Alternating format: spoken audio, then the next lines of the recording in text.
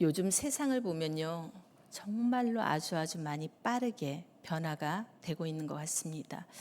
저만 느꼈는지는 모르겠지만 올 여름은 조금 선선할 때도 많았지만 굉장히 더울 때도 어, 짧았지만 지속되었던 것 같습니다.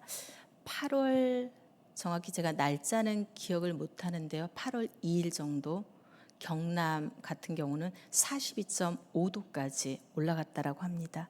그러니까 우리나라 기상 관측사상 최고 온도를 보여준 기온이었죠. 폭염만 문제가 되는 건 아닌 것 같습니다. 얼마 전에는 또 폭우가 내렸죠. 가뭄도 찾아오고요. 또 폭염과 집중호우가 또 같이 동반해서 또 나타난 일도 늘어나고 있는 것 같습니다. 그런데 세상을 더 불안하게 만드는 것이 또 있습니다. 바로 무엇이냐면 무엇이 가짜인지 진짜인지 알기 어렵다는 것입니다. AI가 사람의 얼굴을 만들어냅니다. 사람의 목소리도 만들어냅니다. 하지 않는 말을 한 것처럼 만들기도 합니다. 이제는 눈으로 보고도요, 이것이 진짠가 가짠가 라고 우리가 질문하는 시대가 도래한 것 같습니다. 기술은요, 아주 놀랍게 발전했습니다. 근데요, 사람들의 마음은 더 평안해졌습니까? 세상은 훨씬 더 옛날보다 편리해졌습니다. 그런데 사람들의 마음은 더 편리한 만큼 행복해졌습니까? 정보는 차고 넘칠 정도로 넘쳐납니다. 그런데 사람들의 마음은요, 어떻습니까? 그리고 진리는 더 분명해졌느냐 이 말입니다. 우리는 많은 것을 가지고 살아갑니다. 그런데 정작 무엇을 믿고 살아야 하는지는 우리가 더 어렵게 된 것 같습니다. 바로 이런 시대에 오늘 이사야 말씀이 우리에게 말씀하는 것을 다시 한번 우리가 귀 기울여서 듣기를 원합니다. 우리가 너무나도 잘 알고 있는 말씀입니다. 이사야서 중에서도. 그런데 이런 불안한 시대에, 이렇게 빨리 변하는 시대에, 이렇게 변화가 옛날에는 10년이면 강산도 변한다고 했는데 지금은 3개월이라고 합니다. 이사야가 이렇게 살던 이런 시대에도 사실은 결코 평안하지 않았다는 것을 볼 수가 있습니다. 나라가 흔들렸고요. 정치도 흔들렸고요. 사실 백성들의 마음도 흔들렸습니다. 그런데 하나님께서는 이런 흔들리는 세상을 바라보면서 우리에게 절망하라고, 이사야에게 절망하라고 말씀하지 않으셨다는 사실입니다. 1절에 나와 있죠. 어떤 약속의 말씀을 주셨냐면요. 이새의 줄기에서 한 싹이 나며 그 뿌리에서 한 가지가 나서 열매를 맺는다라고 말씀하시고 약속하십니다. 무너진 것처럼 보이는 그 자리에서 하나님께서 새로운 일을 시작하신다는 그러한 말씀입니다. 오늘 말씀을 통해서 우리는 두 가지를 보기를 원하는데요. 첫 번째는 오늘 본문을 통해서 하나님은 어떤 분이신지, 또 한 가지는 오늘 본문을 통해서 우리에게 주시는 교훈은 무엇인지를 한 가지씩을 보기를 원합니다. 먼저는요, 오늘 본문에 나타난 하나님은 어떤 분이십니까? 물론 여러 하나님 계시지만 저는 하나님은 무너진 곳에서 새 일을 시작하시는 분이심을 알 수가 있습니다. 1절 방금 읽었는데요. 다시 한번 우리가 한 목소리로 읽기를 원합니다. 읽겠습니다. 이새의 줄기에서 한 싹이 나며 그 뿌리에서 한 가지가 자라서 열매를 맺는다 라고 말씀하십니다. 이 말씀에서요, 이새의 줄기라는 이 표현에 우리는 주목해야 합니다. 이새는 누구죠? 다윗의 아버지입니다. 하나님께서는 다윗에게 왕위를 약속하셨고요. 다윗의 후손을 통해서 하나님의 뜻을 이루어 가셨습니다. 근데 시간이 지나면서 다윗의 왕조가 흔들립니다. 이스라엘의 나라도 어려움을 겪습니다. 결국 사람들의 눈에는요, 모든 것이 무너진 것처럼 보입니다. 마치 나무가 잘려나가고 뭐만 있는 것처럼 보이냐면 구루터기만 있는 것처럼 보였습니다. 그런데 하나님께서는 그곳에서 말씀하십니다. 그 줄기에서 한 싹이 날 것이라고요. 이것이 바로 하나님의 방식이고 하나님의 방법이라는 생각이 듭니다. 우리들은 거의 다 이 정도가 되면 끝이라고 생각합니다. 그러나 하나님은 새로운 시작을 그곳에서 준비하십니다. 사람들은 전혀 가능성이 없다라고 이야기합니다. 그런데 하나님은요, 그곳에서 생명의 씨앗을 틔우십니다. 사람은 구루터기만 봅니다. 그런데 하나님은요, 그 안에 있는 생명을 보십니다. 이것이 우리가 믿는 하나님이십니다. 하나님은 무너진 곳에서도 일하시는 분이십니다.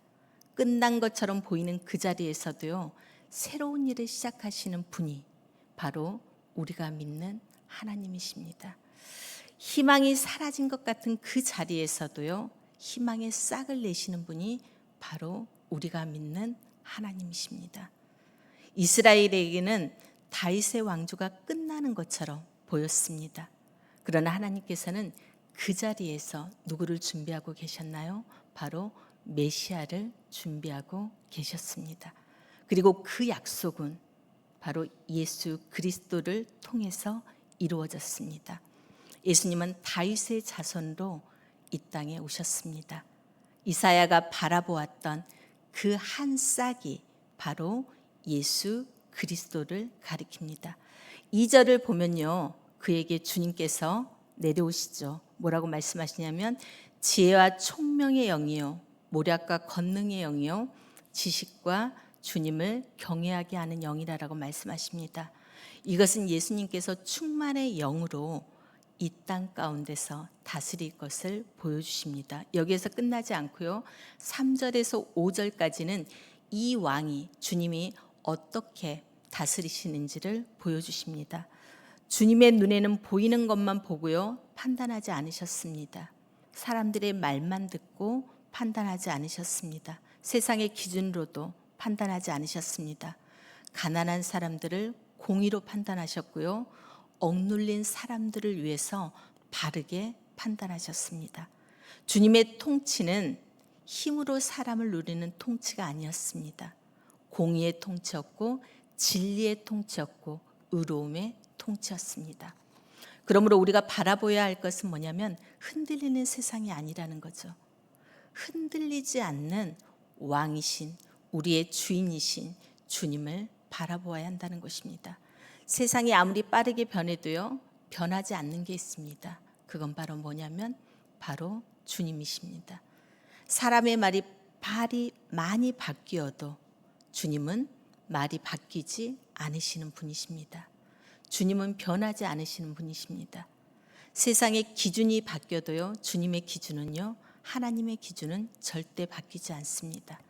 그러므로 우리의 삶에도 구루터기처럼 보이는 순간이 분명 있을 수 있습니다.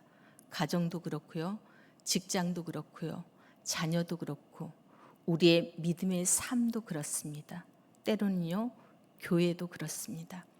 그러나 이제는 아무것도 달라지지 않을 것 같다는 생각이 사실은 우리의 삶 가운데 들 수도 있습니다. 그러나 오늘 말씀은 이러한 우리에게 분명하게 말씀하여 주십니다. 구루터기가 끝이 아니라고요. 반드시 그 구루터기 안에 뭐가 있다고요? 싹이 틔우는 생명이 들어있다라는 사실입니다. 하나님께서 함께 하시면 그곳에서 분명히 싹이 발아합니다. 그러므로 무너진 자리에서 새 일을 행하시는 우리는 주님만을 바라보기를 원합니다. 우리의 생각보다 크신 그 주님을 믿기를 원합니다. 구루터기에서도 싹을 내시는 하나님을 믿으며 어떤 상황 가운데서도 우리는 소망을 잃지 않고 기대감으로 충만하게 주님만을 바라보며 살아가는 귀한 삶이 되기를 주님의 이름으로 축복합니다. 두 번째는요, 오늘 말씀을 통해 우리에게 주시는 교훈은요, 예수님을 우리의 왕으로 모시고 주님을 우리의 주인으로 모시고 주님의 다스림 가운데 우리가 살아가야 한다는 사실입니다. 이사야 11장은 예수님이 어떤 왕이신지를, 어떻게 다스리시는지를 보여주는 데서 끝나지 않습니다. 이 세상이 예수님이 다스리실 때 어떤 세상이 이루어지는지도 함께 보여주고 있는데요. 6절을 보시기를 원합니다. 그때 이리가 어린 양과 함께 살며 표범이 새끼 염소와 함께 누우며 송아지와 새끼 사자와 살찐 짐승이 함께 풀을 뜯고 어린아이가 그것들을 이끌고 다닌다라고 말씀하십니다. 놀라운 장면이죠. 이리가 어린 양과 함께 삽니다. 표범이 새끼 염소와 함께 눕습니다. 새끼 사자가 송아지와 함께 있습니다. 그리고 어린아이가 그들을 이끈다고 말씀하십니다. 이건 단순히 동물들이 평화롭게 살아가는 모습을 만을 말하는 것이 아닙니다. 죄로 인해서 깨어지고 부서진 이 세상이 하나님의 다스림 아래에서 회복되는 모습을 보여주고 있습니다. 하나님께서 다스리시는 곳에서는요, 바로 이러한 모습이 있다라는 거죠. 한마디로 참된 평화가 있습니다. 하나님께서 원하시는 세상은요, 강한 사람이 약한 사람을 누르는 그런 세상이 아닙니다. 서로가 서로를 살리는 세상입니다. 상처를 주는 세상이 아니라 상처를 싸매는 세상이 하나님의 다스림을 받는 그러한 세상입니다. 경쟁만 하는 세상이 아니라요, 함께 살아가는 세상이 하나님의 다스림이 있는 그러한 세상입니다. 그런데 우리는 어떻습니까? 하나님의 나라와 정반대로 살아가고 있지는 않은지요. 먼저 내가 인정받으려고 하고 내가 손해받으려고 하고 되도록이면은 긍정의 말을 하는 것이 아니라 부정적인 입술로 남을 헐뜯고 있는 우리들의 모습은 없습니까? 제 모습이 그렇다는 얘기입니다. 그러다 보니까 어떻습니까? 관계들이 깨지죠. 가정에서도 그렇고요. 직장에서도 동료들하고도 그렇고요. 그리고 교회에서도 그렇습니다. 세상이 평화롭지 않은 이유를 우리는 세상 탓으로만 돌려서는 안 됩니다. 왜냐하면 아직도 우리의 마음에는 죄가 있기 때문에 그렇습니다.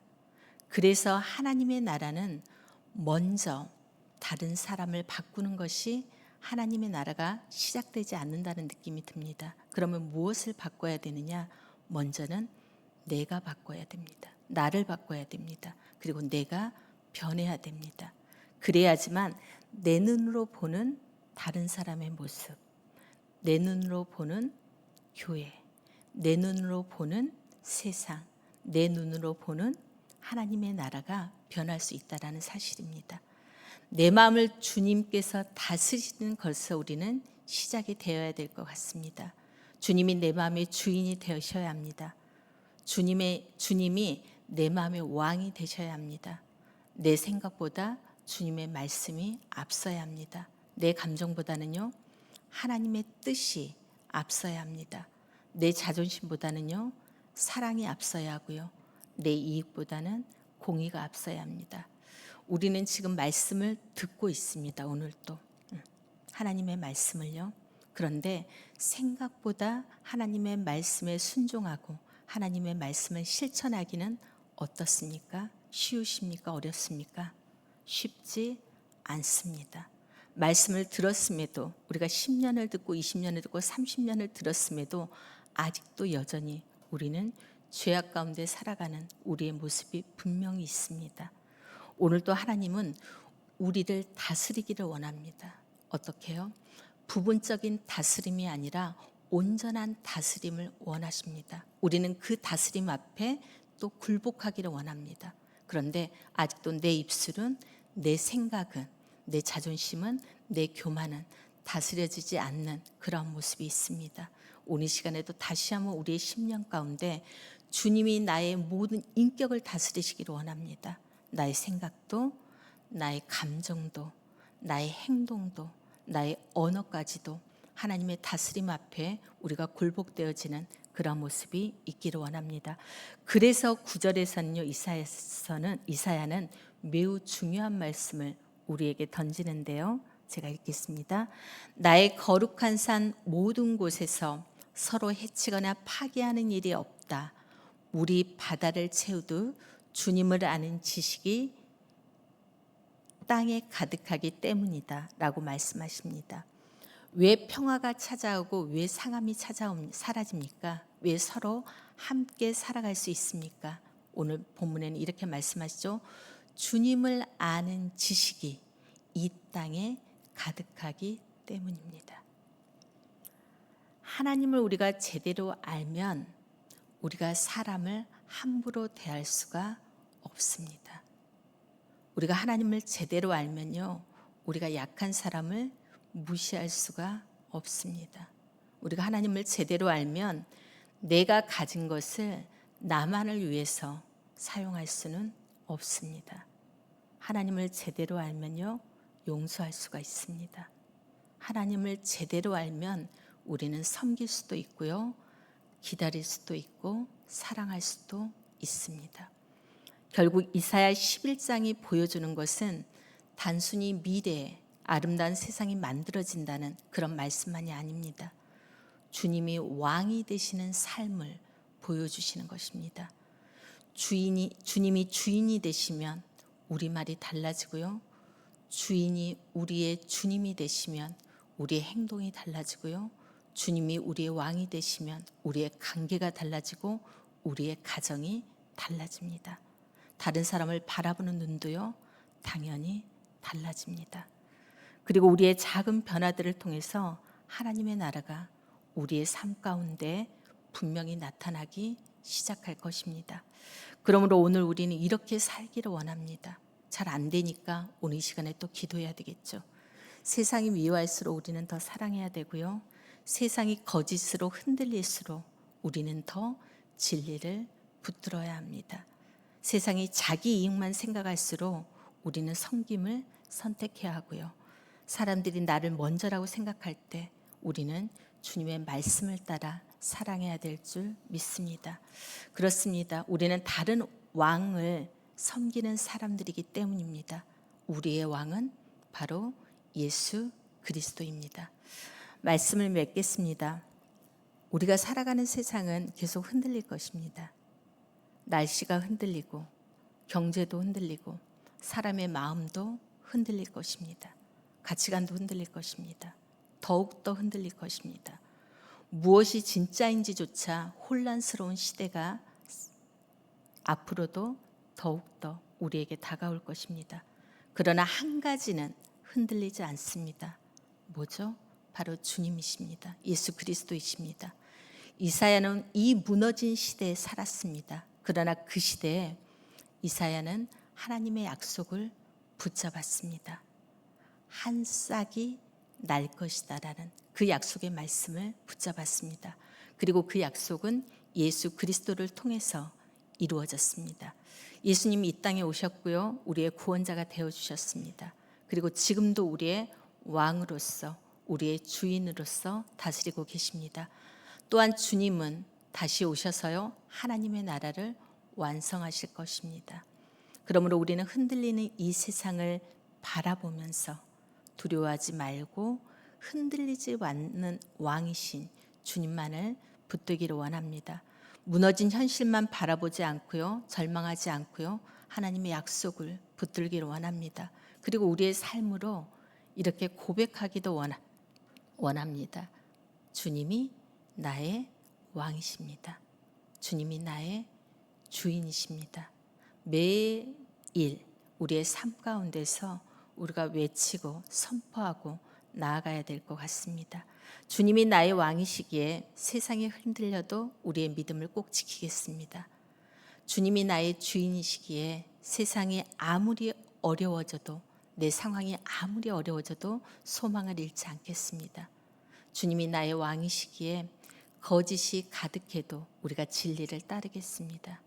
주님이 나의 왕이시기에 거짓이 가득해도, 미움이 가득해도 우리가 사랑을 선택하겠습니다. 라는 고백을 하면서요, 이 흔들리고 무너진 세상 가운데서도 오늘 하루도 흔들리지 않는 믿음으로 살아갈 수 있는 우리들이 되기를 기도하며 나아가는 우리들이 되기를 주님의 이름으로 축복합니다. 우리 함께